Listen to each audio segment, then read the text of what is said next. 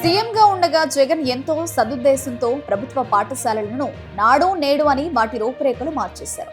అమ్మఒడి పేరిట తల్లులకు 15,000 ఇచ్చి ప్రభుత్వ పాఠశాలలకు పంపేలా చేశారు. ఇంగ్లీష్ మీడియం ప్రవేశపెట్టి ప్రభుత్వ పాఠశాలల విద్యార్థులకు ఆంగ్లంలో సునిశితులుగా తీర్చిదిద్దారు. ఏకంగా ఐక్యరాజ్య సమితి వరకు మన ఏపీ విద్యార్థుల ప్రతిభ చేరేలా చేశారు. కానీ ప్రతిపక్ష టీడీపీ నాడు ఎంతో యాగి చేసింది.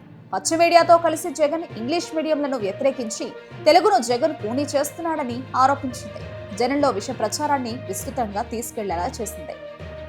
కనీసం ఇంగ్లీష్ మాట్లాడలేని ఎంపీలను గత ఎన్నికల్లో పోటీ చేయించి ఢిల్లీకి పంపింది. తాజాగా ఓ టీడీపీ ఎంపీ పార్లమెంటుకు సైకిల్ పై రాగా అక్కడే ఉన్న జాతీయ నేషనల్ మీడియా, ఏఎన్ఐ, పీటీఐ జర్నలిస్టులు ఇదే టీడీపీ ఎంపీ ముందర మైక్ పెట్టి ఇంగ్లీష్లో ప్రశ్నించారు. దానికి ఇంగ్లీష్ మాట్లాడలేక ఆ టీడీపీ ఎంపీ తెలుగులో సమాధానమిచ్చి కష్టపడి తెలుగోళ్ల పరువు తీశారు.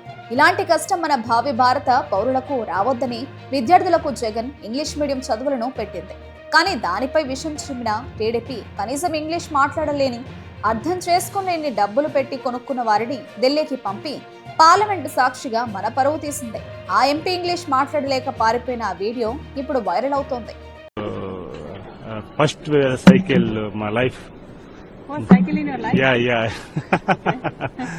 So, what is the message that you're trying to say? Yes, farmer of సామాన్యుడు సైకిల్ ఫస్ట్ వెహికల్ సైకిల్, అలాగే పరివరణ పరిరక్షణ అండ్ మెసేజ్. Thank you.